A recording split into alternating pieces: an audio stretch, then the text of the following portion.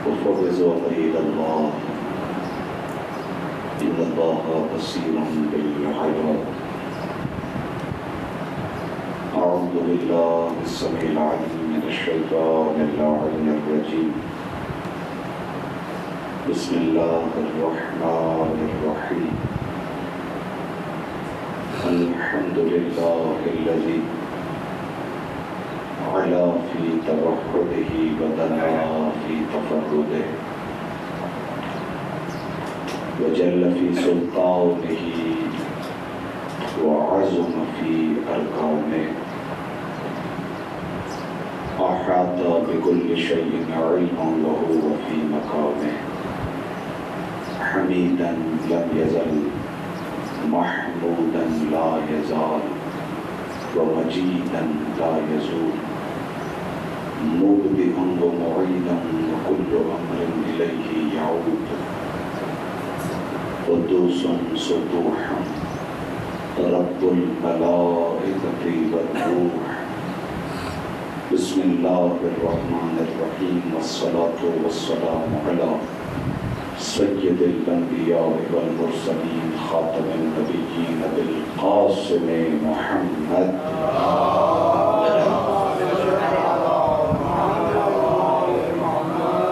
وعلى اہل بیتہ الطیبین الطاہرین لا سیما بقیۃ اللہ فی الارضین الذین اذهب اللہ عنهم الرجس وطهرهم تطهيرا.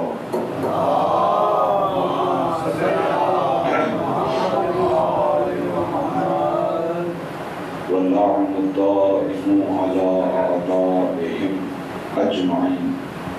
أما بعد فقد قال الله الحكيم في كتابه الكريم بسم الله الرحمن الرحيم. ثم أورثنا الكتاب الذين اصطفينا من عبادنا فمنهم ظالم لنفسه ومنهم مقتصد ومنهم سابق بالخيرات بإذن الله ذلك هو الفضل الكبير. صلوات الله.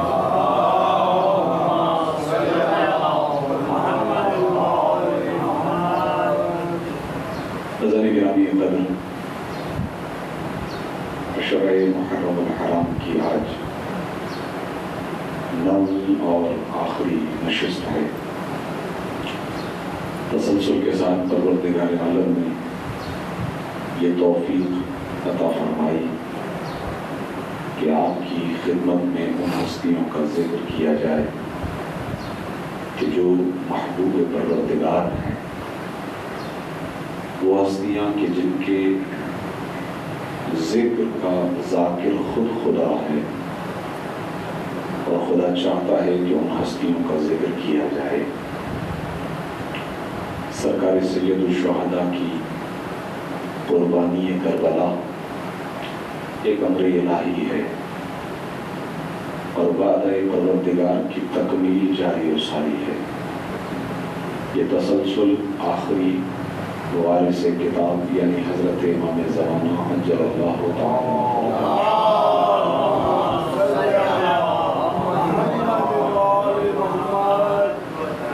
امام تک یہ سلسلہ جاری و ساری رہے گا. اور ہر انسان اس دنیا میں مبتلا بآزمائش ہوتا ہے اور ہر انسان بنسبت پروردگار مکلف ہے.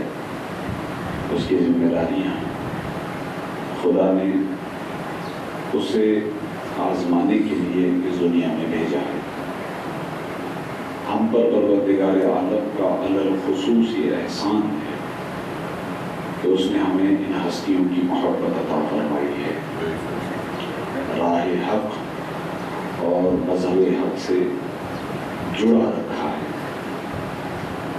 اور آیہ مودت کی جسے اسی عشر کے دوران آپ کی خدمت میں پیش کرنے کی سعادت حاصل ہوئی، اس مودت فی القربہ کا فطری تقاضا یہی ہے کہ جن ہستیوں کی محبت ہمارے لیے اجر رسالت قرار پائی ہستیوں کی خوشی ہمارے لیے خوشی بن جائے اور ان کا غم ہمارے لیے غم بن جائے۔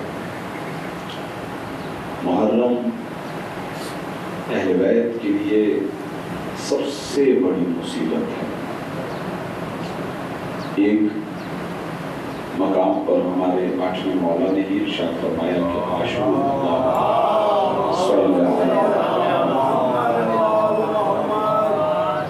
عاشور ہمارے لیے ہمیشہ کا غم ہے۔ سرکار سید الشہداء کی قربانی عظیم قربانی ہے، مصیبت بڑی مصیبت ہے۔ عرض کیا کہ انبیاء اور ملائکہ مقربین ورطۂ حیرت میں تھے صبر امام حسین کو دیکھ کر،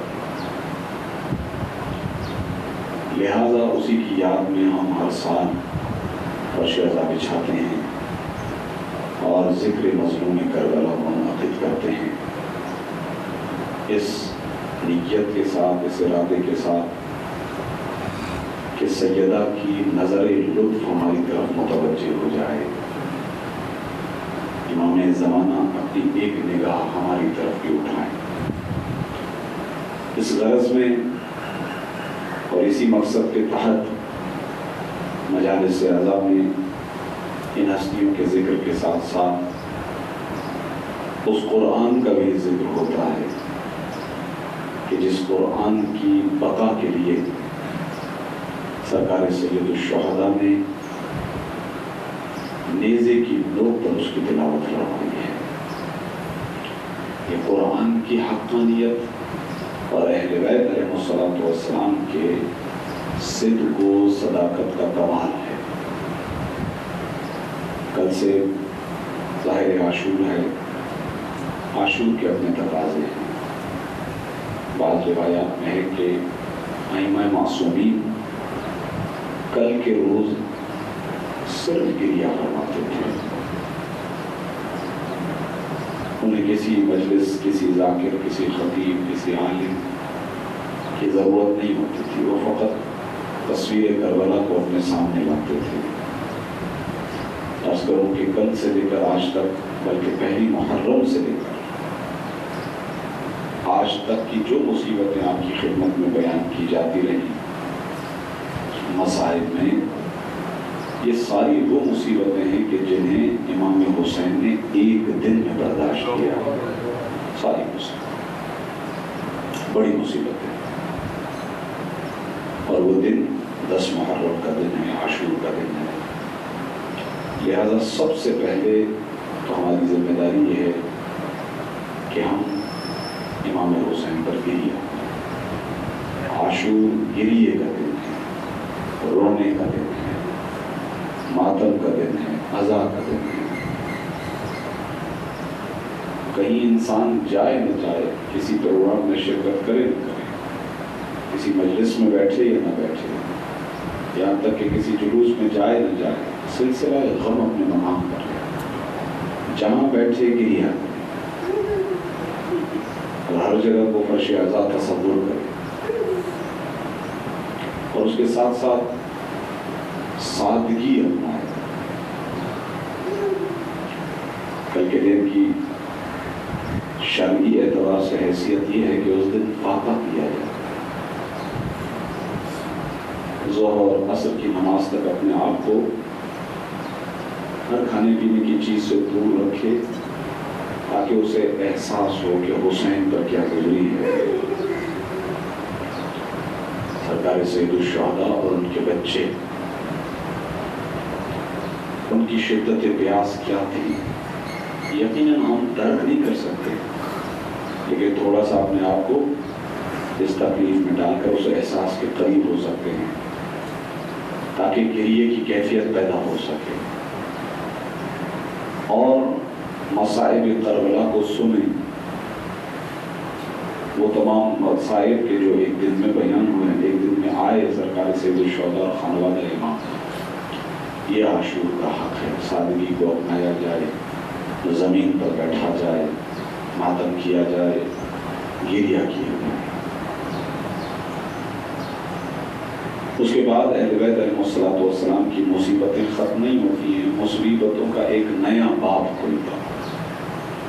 اور آپ جانتے ہیں کہ 2 مہینے 8 دن تک تسلسل کے ساتھ عزاداری امام حسین جاری رہتی ہے. تو پروردگار ہمیں پرخلوص نیت کے ساتھ ان ایام عزا میں عزاداری سید الشہداء منعقد کرنے کی توفیق عطا فرمائے انشاءاللہ. اس مقام پر 1 محرم سے 9 محرم تک مجالس عزا کا سلسلہ ہوتا ہے اور پھر سویم کی مجلس 11 محرم کو رات میں منعقد ہوتی ہے. اس بار تقریباً 8:30-9 بجے کا وقت انشاءاللہ ہوگا. آپ مومنین سے بھی التماس ہے کہ اس مجلس میں شرکت فرمائیں. سورہ مبارک فاتر کی آیت نمبر 32 کی زیر گفتگو رہی کہ جس میں پروردگار عالم نے اپنے مصطفیٰ بندوں کو اپنی کتاب کا وارث بنایا اور افراد بشر کی تقسیم کو بیان فرمایا. وہ افراد کے جو اپنے امام کو نہیں جانتے، یہ وہ ہیں کہ جو اپنے نفسوں پر ظلم کرنے والے ہیں، اور وہ افراد کے جو اپنے امام کی معرفت رکھتے ہیں یہ مقتصد ہیں، اہل اعتدال ہیں. چونکہ ایک روایت میں یہ آیا تھا کہ یہ وہ افراد ہیں کہ جو عقیدے کے اعتبار سے صحیح ہیں البتہ عمل میں کمزور ہیں. لہذا اس جہت پر گفتگو آپ کی خدمت میں پیش کی گئی کہ فرش عزائے حسینی ہمیں ہر قدم عملی طور پر آگے بڑھائے، عملی لحاظ سے ہمیں اور مضبوط کرے. کل تک جن واجبات سے ہم آشنا نہیں تھے یا انجام نہیں دیتے تھے، آگے ان واجبات کو اپنائیں، انجام دیں. کل تک شعوری لاشعوری طور پر جن محرمات کے مرتکب ہو جاتے تھے، اب فرش عزائے حسینی کا انقلاب ہمارے وجود میں صلاحیت کرنا چاہیے کہ ان محرمات سے اپنے آپ کو بچائیں اور حتی الامکان کوشش کریں کہ وہ زندگی بسر کریں کہ جو منظور نظر اہل بیت بنے. وسابقوا بالخیرات وہ تیسرا طبقہ ہے کہ جو خود ائمہ معصومین ہیں اور پروردگار عالم نے ان کو یہ درجہ عطا فرمایا ہے اور وہ خود عملی طور پر نیکیوں کی طرف آگے بڑھ جانے والا ہے اور یہ فضل اور پروردگار ہے جو ان کے شامل حال ہے. اس سلسلے میں آج امام حضرت امام علی ابن موسیٰ الرضا صلوات اللہ وسلم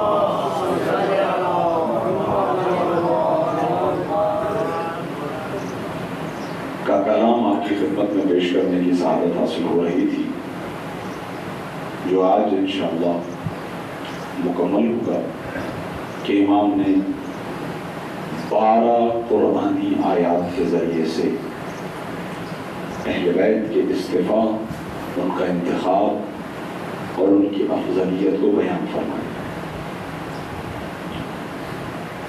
کل اہل الذکر کا ذکر آیا اور امام نے بیان فرمایا وہ اہل ذکر ہم ہیں، اور اسی کے ساتھ آپ کی خدمت میں یہ عرض کیا کہ ائمہ اہل بیت نے اپنا علم ترقی کے طور پر چھوڑا، میراث کے طور پر چھوڑا ان افراد کے لیے کہ جو علم سے محبت کرتے ہیں. ہمارے وہ علماء، ہمارے مراجعین، ہمارے مجتہدین جو اپنی ایک طولانی ترین زندگی ائمہ اہل بیت علیہ الصلوۃ والسلام کے علوم کو سمجھنے میں صرف کرتے ہیں. ان کی سادگی، ان کا طریقہ زندگی گزارنے کا، یہ وہ ساری چیزیں ہیں کہ جو ہمیں اس بات کی طرف متوجہ کرتی ہیں کہ یہ افراد کے جو دین کے معاملے میں کسی طرح کی کوئی کوتاہی نہیں کرتے. ہم ان کی طرف رجوع کریں تاکہ اپنے دین پر آسانی سے عمل پیدا ہو سکے. اور یہ اہل بیت علیہ الصلوۃ والسلام کے تعلیمات کو آسان بنا کے ہم تک پہنچاتے ہیں، لہذا ان کا اجر خدا کے ہاں محفوظ ہے. یہ مضبوط قلعہ ہے مکتب تشیع کے لیے، طاقتور مرکز ہے مکتب تشیع کے لیے، اور یہ اس لیے ہونا ہے کہ خدا نے بہرحال جعل الحق و زحق الباطل کے تقاضوں کو پورا کرتے ہوئے اس سلسلے کو حضرت حجت سے جوڑنا ہے۔ تو ہماری ذمہ داری یہ ہے کہ مرکز سے جڑے رہیں اور اپنے دین کے معاملے میں لاابالی پر کا شکار نہ ہوں۔ یہ اہل الذکر کے ذہن میں گفتگو ہے۔ اس کے بعد سورہ مبارکہ نساء کی آیت نمبر 23 ہے، اور سورہ مبارکہ نساء میں بہت ساری گفتگو اس طرح کی ہے کہ جو پروردگار عالم نے ایک خاندانی نظام انسانوں کے لیے قرار دیا ہے، یہ خود ایک بہت بڑی رحمت پروردگار ہے کہ اس خاندانی نظام کے اندر بعض رشتہ داروں کو محرمیت اور بعض کو نامحرمیت کے ساتھ متصل رکھا کہ یہ لوگ تمہارے محرم ہیں، یہ لوگ تمہارے نامحرم ہیں۔ اس کا بیان ایک جگہ پر آیا ہے سورہ مبارکہ نساء کی آیت نمبر 23 میں۔ امام نے آیت طولانی ہے، لیکن اگر آپ خود صفحے قرآن پر دیکھیں گے تو تقریباً آدھے صفحے پر یہ آیت آتی ہے۔ ان رشتہ داروں کے بارے میں بتایا گیا کہ مثلا یہ رشتے تم پر حرام ہیں۔ حرام سے مراد ان سے ازدواج نہیں ہو سکتا۔ حرمت علیکم امہاتکم وبناتکم واخواتکم، تم پر حرام قرار دے دی گئی ہیں تمہاری مائیں، تمہاری بیٹیاں اور تمہاری بہنیں۔ اب اس کے بعد یہ آیت آگے بڑھتی ہے کہ کون کون رشتے ایسے ہیں کہ جو تمہارے محرم ہیں اور ان سے عقد نہیں ہو سکتا، ازدواج نہیں ہو سکتا۔ بہن، اس آیت شریفہ کو 8ویں امام نے دربار میں بیان فرمایا۔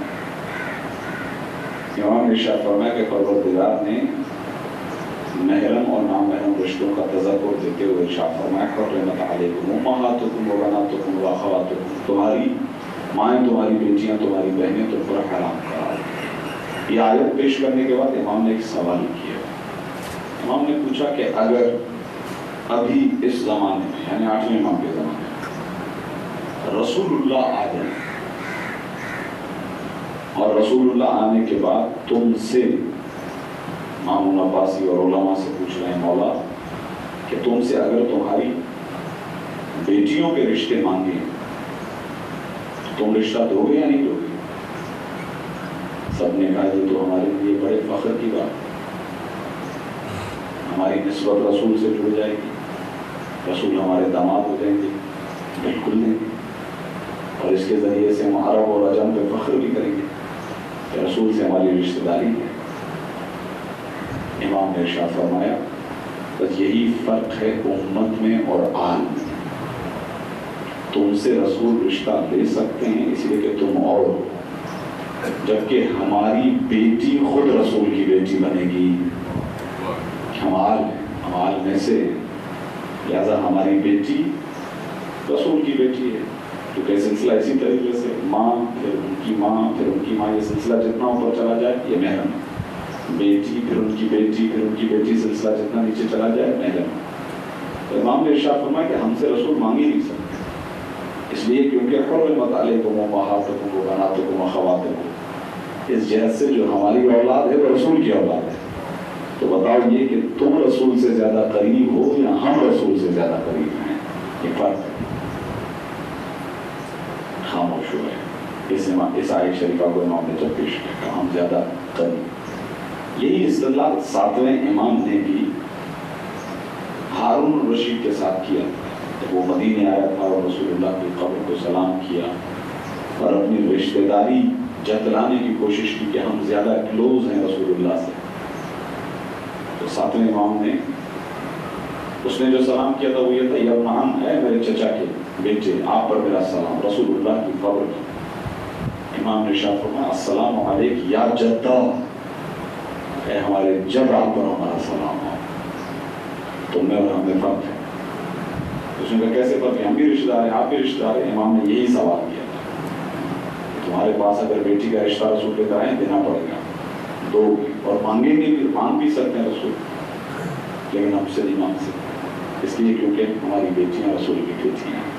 تو یہ وہ ایک استدلال ہے جو امام نے آل کی فضیلت میں بیان کی کہ رسول سے کس قدر قربت رکھنے والے ہیں. ایک ہی آیت ہے. صلوات بھیجیں محمد اللہم صلی علی محمد. 11ویں آیت جو امام نے پیش کی ہے وہ سورہ مبارک مومن کی ہے. اس آیت شریفہ میں امام علیہ السلام نے ارشاد فرمایا کہ رجل مؤمن من آل فرعون یکتم ایمانہ اتقتلون رجلا یقول ربی اللہ. امام علیہ السلام نے ارشاد فرمایا اس آیت شریفہ میں ایک شخص کا ذکر ہے جسے خدا نے آل فرعون سے تعبیر کیا کہ یہ فرعون کے خاندان میں سے تھا. جب حضرت موسیٰ اور حضرت ہارون پیغام لے کر آتے ہیں دین کا تو رائے مانگی فرعون نے مختلف لوگوں سے کیا کیا جائے, ان کا کیا کیا جائے. تو انہوں نے ان میں سے بعض نے جو ہے وہ کہا تھا کہ انہیں شہر بدر کیا جائے. مختلف جوابات آئے تھے. قتل کا ارادہ بھی تھا. تو یہ جو شخص تھا قرآن نے کہا رجل مؤمن من آل فرعون, آل فرعون میں سے ایک ایسا شخص تھا کہ جو مومن تھا. یا تم ایمان ہو اور اس نے اپنے ایمان کو چھپایا ہوا. اور جب بات قتل کی آئی تو اس نے کہا کہ اتقتلون رجلا, کیا تم ایک ایسے شخص کو قتل کرنا چاہتے ہو یقول جو یہ کہتا ہے کہ ربی اللہ, میرا پالنے والا اللہ ہے.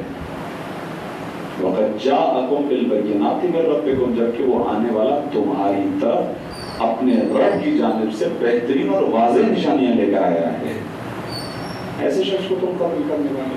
یہ ایک آیت امام علیہ السلام نے قول کرنے کے بعد کہا کہ توجہ کریں کہ یہاں پر ایک شخص کہ جو فرعون کا رشتہ دار ہے, بعض کتابوں میں اس طریقے سے بھی ہے کہ وہ فرعون کا ماموں ہے, وہ اتنا کلوز رشتہ دار ہے, قریبی ہے, اگرچہ ہم مسلک نہیں ہے, ہم مذہب نہیں ہے. فرعون کا مخالف ہے مسلک اور مذہب کے اعتبار سے, لیکن جو مذہب ہے وہ مخالف ہونے کے باوجود, مسلک مخالف ہونے کے باوجود پروردگار عالم نے اسے فرعون کی آل میں سے قرار دیا. جبکہ ہم تو رسول کے ہم مذہبی ہیں اور آل بھی ہیں, ایک نظریے پر ہیں, ایک دین پر ہیں. تو ہمارا آل ہونے کی حیثیت سے کیا مقام ہونا چاہیے؟ وہ زیادہ قریب ہونا چاہیے, شرف زیادہ ہونا چاہیے, کیونکہ ہم ایک دین پر ہیں. یہ ایک حقیقت میں عزیزان گرامی قدر درد دل ہے. یہ جو نا ہم مذہب, یہ وہ ہے جس کو امام حسین نے بھی کربلا میں ذکر کیا کہ کیا تم میرے قتل کے لیے جو جمع ہوئے ہو اس لیے کہ میرا مذہب اور رسول اللہ کا مذہب ایک نہیں. یہی چیز سیدہ نے بھی ذکر فرمائی دربار میں جب شہزادی نے احتجاج فرمایا بال فرق کو لے کے, اس میں بھی ارشاد فرمایا کہ ایسا ہے کہ میرے بابا کا مذہب اور ہے, میرا مذہب اور, کیا میں اپنے بابا کے مذہب سے ہٹ گئی ہوں اس لیے. اور یہی وہ استدلال ہے کہ جو اہل بیت نے یزید کے دربار میں کیا. کیا یہ سبب ہے کہ جس کی وجہ سے تم نے ہمیں قتل کیا کہ ہم نے مذہب چھوڑ دیا ہو؟ تو یہ ایک اہم چیز امام نے ارشاد فرمایا ہم تو پھر بھی رسول اللہ کے مسلک اور رسول اللہ کے مذہب, اس اعتبار سے آل کیا بات شرف ہونی چاہیے. صلوات بھیجیں محمد و آل محمد.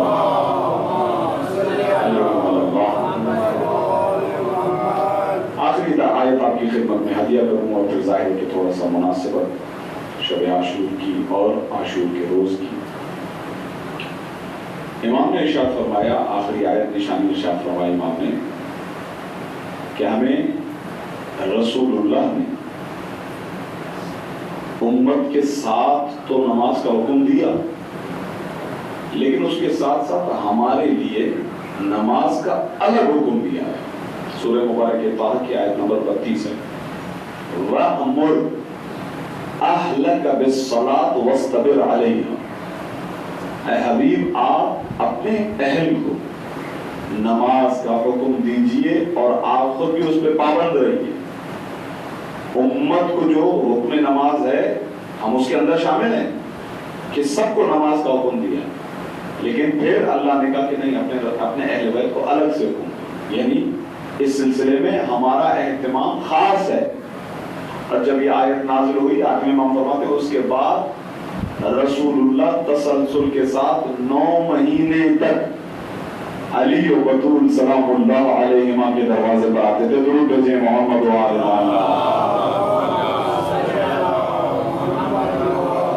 ہر نماز کے وقت اپنے حجرے سے نکلتے تھے, اس دروازے پر آتے تھے, ارشاد فرماتے تھے رحمکم اللہ الصلاۃ یا السلام علیکم یا اہل البیت.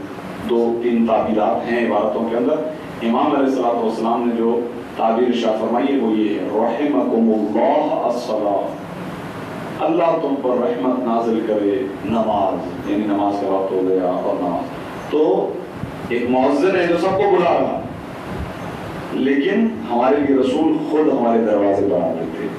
ہمارے لیے الگ سے اہتمام ہے, یہ کسی اور کے لیے نہیں ہے, فقط ہمارے لیے. صلوات بھیجیں محمد و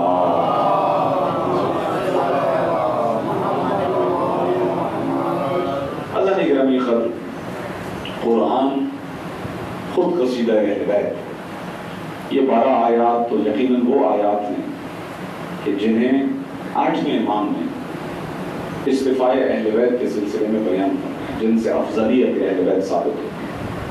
اس کے علاوہ جا بجا ظاہری اعتبار سے اور باطنی اعتبار سے, چونکہ آپ انشاءاللہ اذہان عالیہ میں محفوظ ہوگا کہ جب امام نے 12 آیات سے گفتگو کرنا شروع کی تھی تب امام نے ارشاد فرمایا تھا باطن کتاب کو چھوڑ ظاہر کتاب کے مطابق 12 مقامات ہیں کہ جو بیان کیے ہیں.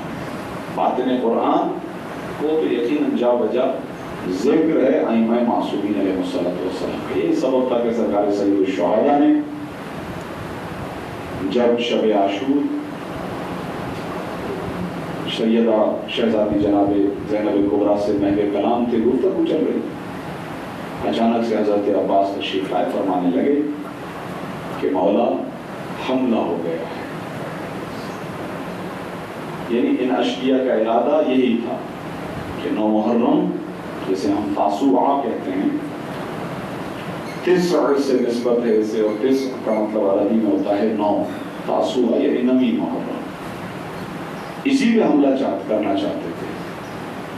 اور یہ شام کے وقت, بعض روایات کے اندر ہے کہ شام کے وقت کا ہے, چاہتے تھے کہ رات کے وقت ہی کام تمام کیا جائے, شب خون مارا جائے, قتل کر دیا.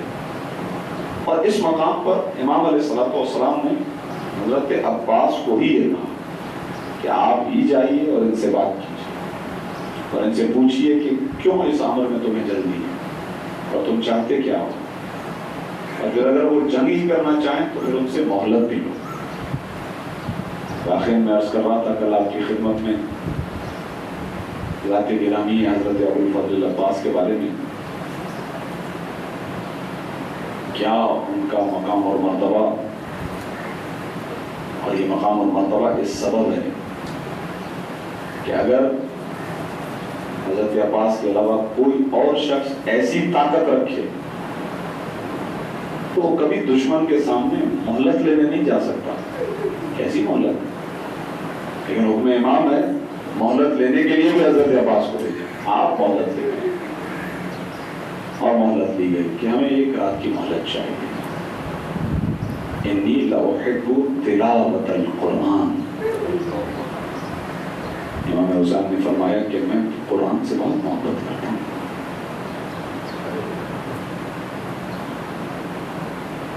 اور ہمیں نظر آئی یہ محبت عزیزوں, کربلا سے کوفہ, کوفہ سے شام, دربار ابن زیاد میں, دربار یزید میں, ہر مقام پر امام نے جا بجا مناسبت کے اعتبار سے قرآن کی آیات کی تلاوت فرمائی ہے. میرا نانا کہہ گیا کہ انہما لن یفترقا حتی یرد علی الحوض, کہ قرآن اہل بیت کبھی ایک دوسرے سے جدا نہیں ہوں گے, چاہے سرطن سے جدا ہو جائے قرآن کی تلاوت جاری رہے گی. لہٰذا فرمایا انی لأحب تلاوت القرآن، میں قرآن سے بہت محبت کرتا ہوں. جناب زینب سے الگ گفتگو فرمائی، امام سجاد کے خیمے میں جا کے الگ گفتگو فرمائی، حضرت عباس سے الگ گفتگو فرمائی. پھر ایک مرتبہ سب کو خیموں میں جمع بھی کیا اور اب حجت تمام فرمائی. اب دیکھو میرا تمہیں جمع کرنے کا سبب یہ ہے کہ یہ میرے خون کے پیاسے ہیں. اگر میں نے ان کی بیعت کر لی تو یہ تم سے نہیں بیعت مانگیں گے. تم سے صرف اس لیے لڑیں گے کیونکہ میں ہوں. لہذا اب میں اپنی بیعت کو تم پر سے اٹھا دیتا ہوں.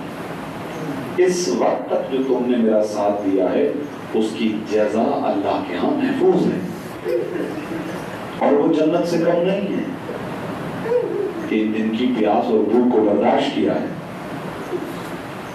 ایک خوف کے ساتھ رہے، لہذا خدا کے ہاں جزا محفوظ ہے. جانا چاہو تو جاؤ.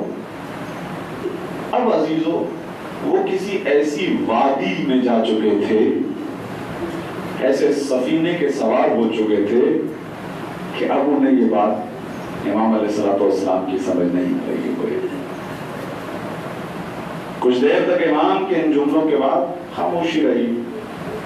امام متوجہ ہوئے حضرت عباس کی طرف، فرمانے لگے بھائی ایک کام کرو، یہ جو چراغ جل رہا ہے، اللہ اکبر، اس چراغ کو ذرا بجھاؤ تو صحیح.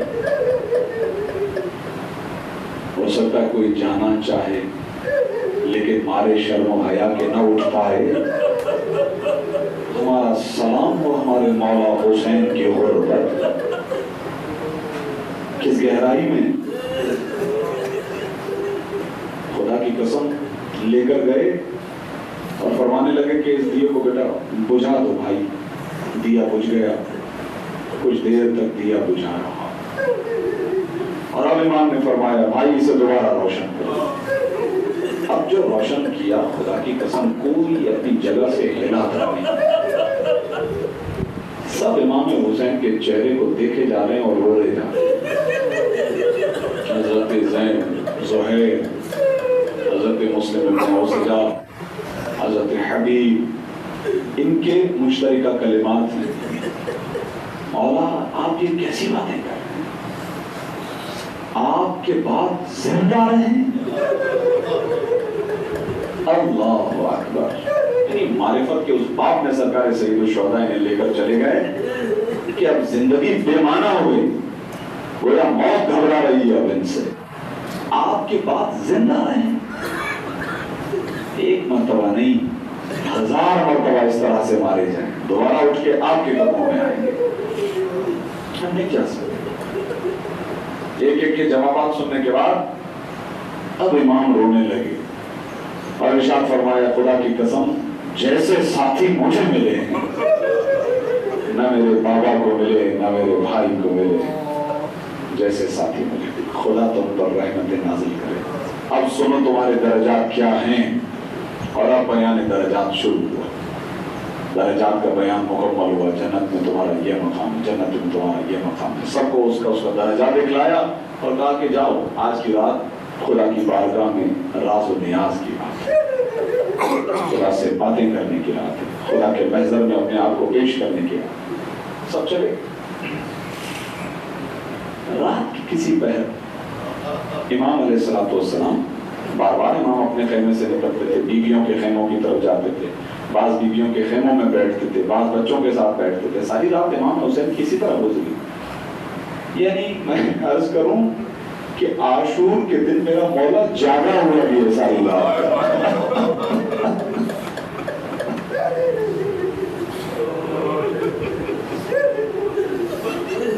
اور اب رات آدھی رات میں کسی پہر میرے مولا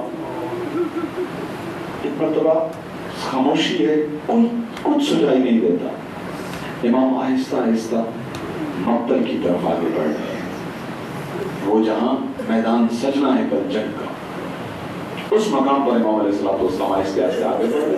اچانک سے آہٹ محسوس،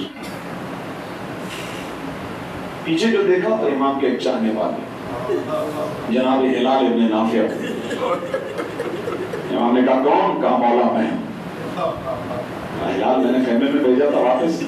کہا مولا مجھے نیند نہیں آئی، مجھے بس یہ فکر تھی کہ کہیں رات کے پہر میں آپ کو کوئی نقصان نہ پہنچے. میں بس آپ کے خیمے میں نظروں کو جمائے ہوئے بیٹھا تھا، آپ کو نکلتے دیکھا اور اس طرف آتے دیکھا تو دل کو روک نہ پایا، آپ کے پیچھے پیچھے آ گیا. اچھا ٹھیک ہے ہلال، اب آ گئے ہو تو آ جاؤ. اب امام علیہ السلام ہلال کو لے کے آگے بڑھ رہے ہیں اور ایک مرتبہ مختل میں پہنچے اور رونے لگے، گریہ کرنے لگے، رونے لگے گریہ. مولا کیا ہوا، آپ کیوں گریہ فرما؟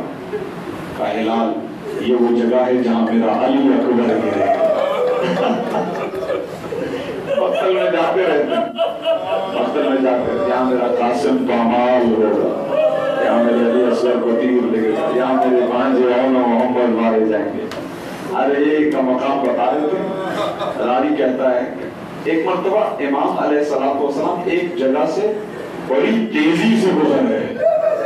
اب ہلال نے خود روک لیا، کہا مولا ذرا اس جگہ کو تو دیکھیے گا، یہ جگہ نسبتاً صاف لگ رہی ہے، ایسا لگتا ہے کسی نے اس جگہ کو صاف کیا ہو. کہا ہلال میں تمہیں روکنا نہیں چاہتا تھا، یہ وہ جگہ ہے جہاں میں گھوڑے سے گروں گا.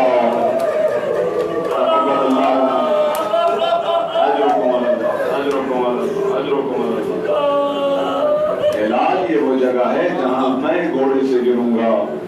تو مولا یہ جگہ صاف کیوں ہے؟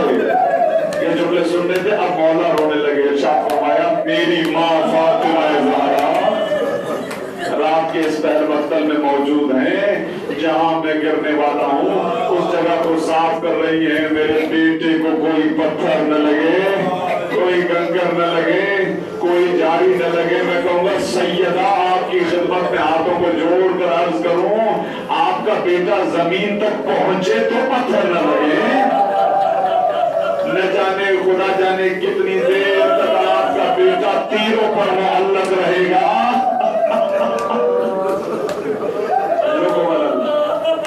خدا کی آوازوں پر رحم کرے، آپ کے گریہ کو قبول فرمائے. یہی حق ہے. چھٹے امام نے فرمایا میرے حسین پر اس طرح گریہ کرو جس طرح ایک ماں اپنے جوان بیٹے پر گریہ کرتی ہے. خدا کی آوازوں پر رحم کرے. آ گیا وہ دن جس کی صبح علی اکبر کی اذان سے ہوئی اور ارشاد فرمایا میرے بیٹے اذان دو تاکہ لہجہ رسالت کربلا میں گونج اٹھے. اور اب ایک مرتبہ ارادہ تھا حملے کا، دشمن کا. نماز ظہر سے پہلے حملہ ہوا اور حملے میں امام کے کئی ساتھی شہید ہوئے. وقت نماز ظہر نماز خوف کی کیفیت میں ادا کی گئی اور کچھ چاہنے والے امام کے آگے کھڑے ہو گئے. امام نماز پڑھ رہے تھے. عزیزو خدا سلامت رکھے. عاشور کا یہ مرحلہ تھوڑا سخت ہے. میں تھوڑا سا اشارہ دیتا ہوا آگے بڑھ جاؤں گا، پھر مجھے الوداع کے 2-4 جملے کہنے ہیں. بالکل امام کے سامنے کھڑے ہو گئے اور اس کے بعد نماز کی حالت میں امام اور اس کی جماعت پر جب تیر چلنے شروع ہوئے تو سعید امام کے سامنے کھڑے ہو گئے. جو تیر آتا تھا اپنے سینے پہ لیتے رہے تاکہ امام نماز مکمل کریں. آغا نقل فرماتے ہیں ہم فیصلہ نہیں کر سکتے ہیں اس بات کا کہ ان کی نماز افضل ہے یا ان کا کھڑا ہونا افضل ہے. ہم نہیں فیصلہ کرتے کہ کس کی عبادت کا کیا درجہ ہے، لیکن ہاں روایت کہتی ہے جب امام نے نماز کا سلام پھیرا ہے اور سعید امام کی گود میں گرے ہیں، ہاتھوں کو جوڑ کر کہنے لگے مولا کیا میں نے حق وفا ادا کیا؟ امام نے تو دعا دی. امام نے تو دعا دی. جملے سخت ہیں عزیزو، میں گزرتا ہوں اشارے سے. سعید کہتا ہے مولا مجھے ایسا محسوس ہوتا ہے میرے سر کی طرف سے کوئی سایہ کیے ہوئے ہے مجھ پر. امام نے شاہ فرمایا سعید تمہیں خوشخبری ہو، میرا نانا تیرے استقبال کے لیے آیا ہے. کہا مولا میری دائیں طرف ایسا لگتا ہے میرے کندھے کی طرف کوئی ہے. کہا میرا بابا علی آیا ہے تیرے استقبال کو. کہا کہ میری بائیں طرف کہا میرا بھائی ہے حسن، کہا مولا میرے پیروں کی طرف، کہا صحیح پیروں کو پیچھے، میری ماں تمہارا شکریہ ادا کر۔ اجرکم اللہ عزیزو، جب کربلا میں کوئی نہ رہ گیا، ایک مرتبہ استغاثہ غربت بلند کیا، حل من ناصر ینصرنا، حل من ذاب یذب عن حرم رسول اللہ۔ میں بھی آپ کی خدمت میں عرض کر رہا تھا، یہ ساری مصیبتیں امام حسین نے ایک دن میں دیکھی ہے، ایک دن۔ امام خیمے کی طرف آئے اور سب بیویوں کو جمع کیا، سب بیویوں کو جمع کرنے کے بعد ایک ایک بیوی کو سلام کیا، اے بی بی آپ کا شکریہ، اے بی بی آپ کا شکریہ۔ آپ پہنچے، امام حسین سب کا شکریہ ادا کریں۔ ہر بی بی کو جب سلام کر رہے تھے، وہاں پر خانوادہ اہل بیت کی مذکورات موجود ہیں۔ تاریخ نے لکھا اسی خیمے میں ایک 4 سال کی بچی ہے جو اپنا رخ پھیر کے بلک بلک کر سسک کر رو رہی ہے۔ آپ جانتے ہیں ایسا کیوں ہے؟ کیونکہ یہ بیٹی ہے امام حسین کی، جو صبح سے دیکھ رہی ہے کہ جو الوداع کہنے کو آتا ہے وہ تو پلٹ کر نہیں آتا۔ ارے وہ وقت آ گیا کیا میرا بابا الوداع کہنے کو آیا۔ اس کے بعد آخر میں امام آئے جناب فضہ کے خیمے میں۔ اللہ اکبر۔ اماں فضہ آپ کا شکریہ اماں، آپ نے کربلا میں تک ہمارا ساتھ دیا۔ اماں آپ کو یاد ہے وہ کرتا جو مدینے میں میری ماں سیتی جاتی تھی، روتی جاتی تھی، اماں وہ کرتا تو لے آئی۔ اچھا اماں ایک بات کا خیال رہے، اس کرتے پر میری بہن زینب کی نگاہ نہ جائے۔ جناب فضہ کرتا لاتی ہیں اور شہزادی سے مسابقہ ہو گیا اچانک سے۔ اب جب چھپانے لگی تو سوال کیا، اماں آپ کے ہاتھ میں کیا ہے؟ کچھ منگایا ہے آپ کے بھائی؟ کہا نہیں اماں مجھے دکھائیے آپ کے ہاتھ میں کیا ہے۔ آپ کو میری ماں فاطمہ زہرا کے ہاتھ آواز سنا، روتے ہوئے جناب فضہ نے کرتا دکھایا۔ کہا تمہارے بھائی نے کرتا منگایا ہے۔ کہا یہ کیوں نہیں کہتی ہو؟ بھائی نے کفن منگایا ہے، یہ تو بھائی کا کفن ہے۔ اور اب آخری ملاقات ہے امام حسین اور جناب زینب کی۔ یہ ایک الگ مقتل ہے عزیزو، ظاہر کے وقت نہیں ہے، میں فقط گزر جاؤں۔ امام حسین نے کربلا میں جن مقامات پر بہت زیادہ گریہ کیا ہے، ان میں یہ ایک مقام ہے جس پہ بہت زیادہ گریہ کیا۔ کب؟ جب جناب زینب سے آخری ودا کے لیے آئے۔ آپ جانتے ہیں پہلا جملہ امام نے جو تسلی کے لیے دیا جناب زینب کو، اس کا جواب جناب زینب نے کیا دیا؟ کہا بھائی کیسی باتیں کر رہے؟ جب نانا اس دنیا سے گئے تھے ماں موجود تھی، جب ماں اس دنیا سے گئی بابا موجود تھا، جب بابا اس دنیا سے گیا دونوں بھائی موجود تھے، جب امام حسن گئے آپ موجود ہیں، میں کیسے تسلی رکھوں؟ اب آپ جا رہے ہیں۔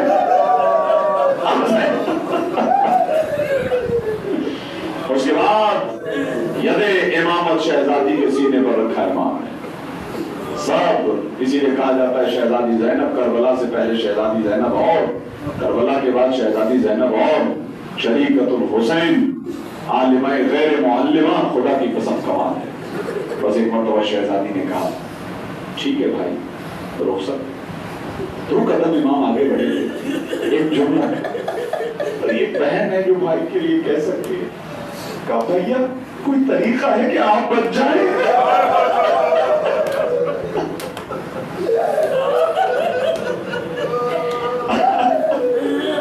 آگے بڑھے اور باہر نکلے۔ اب جو باہر نکلے نا عزیزو، تو ایک مرتبہ یاد آ گیا کہ جب میں باہر نکلتا تھا کہیں سے عباس آ جاتے تھے، کہیں سے علی اکبر، کہیں سے ہانو محمد، آج کوئی نہیں ہے تو آواز دی ہے میرے شہر سواروں، حسین کو تم نے اکیلا چھوڑ دیا، کیا حسین کو سوار نہیں کرواؤ گے؟ اجرکم اللہ۔ اتنی آواز میں امام کے درد تھا، جنازوں کے اندر لرزش آئی، گویا کہہ رہے تھے مولا موت نے مجبور کر دیا آپ کے لیے اٹھاتے۔ لیکن امام نے جب اس طریقے سے کہا تو خود بی بی باہر کہا بھیا اکیلے نہیں ہو، آج بہن خود سوار کرائے گی آپ کو۔ آگے ذوالجنا کی اب آخری منزل ہے، بس ایک مرتبہ ذوالجنا کی پشت پر بیٹھے اور ذوالجنا کو چلنے کے لیے کہا۔ ایک مرتبہ ذوالجنا رک گئے، گردن جھکا دی۔ امام نے کہا ہاں ہاں میں سمجھ سکتا ہوں، اے ذوالجنا تو بھی میری طرح تھک چکا ہے، تو بھی میری طرح پیاسا ہے، تو بھی میری طرح بھوکا ہے، لیکن اے ذوالجنا یہ زحمت آخری زحمت ہے، اور یہ زحمت بھی ادھوری ہے، حسین کو لے جانا ہے، واپس نہیں لانا۔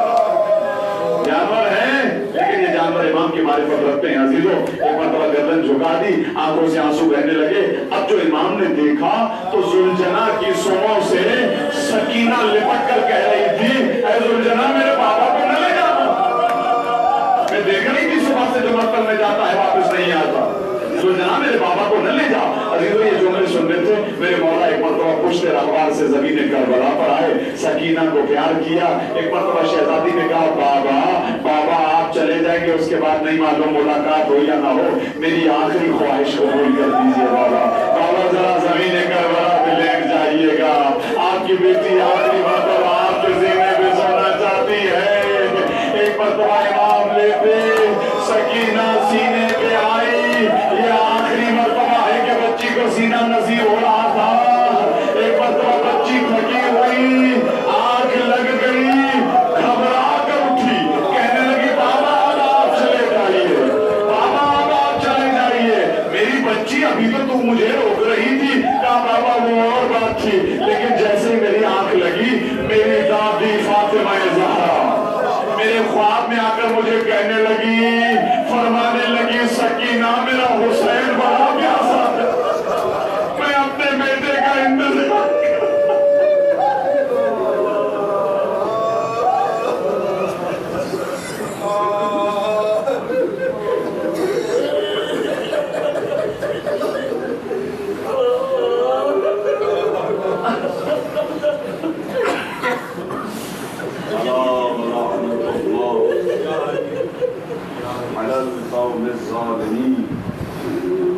وَسَيَعْلَمُ الَّذِينَ يَعْلَمُونَ أَيَّ مُنْقَلَبٍ يَنْقَلِبُونَ۔ بار الہ تجھے واسطہ ہے امام حسین کی مظلومیت،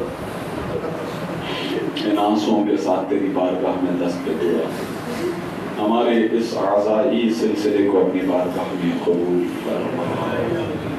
پروردگار جن جن مومنین کی دعائیں ہیں میرے ذمہ ہیں آپ کے ذمہ، خدایا ان کی حاجات شرعیہ کو مستجاب فرما۔